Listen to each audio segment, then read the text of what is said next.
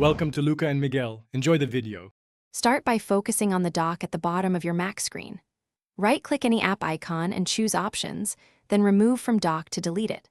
Alternatively, click and drag an icon upward off the dock until a Remove label appears, then Release. Open System Settings and select Dock and Menu Bar to adjust size, magnification, and auto-hide.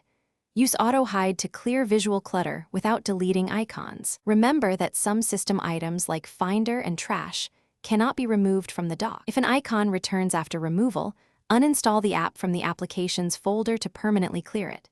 Drag the app to Trash or use an app uninstaller for complete removal. Check system settings under Users and Groups for login items and remove any app that reappears on startup. For corporate or school Macs, inspect profiles and MDM controls that may enforce dock items. Contact your administrator if a profile prevents removal. After changes, restart or log out to confirm the icon no longer appears. To hide recent apps shown on the right side of the dock, open Dock and Menu Bar and disable Show Recent Applications.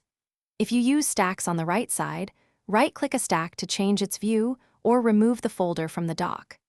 Remember that system icons such as Finder and Trash remain fixed and cannot be removed.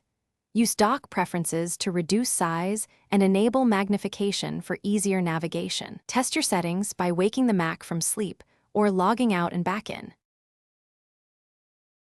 Thanks for watching and please subscribe. It's the best investment you'll ever make.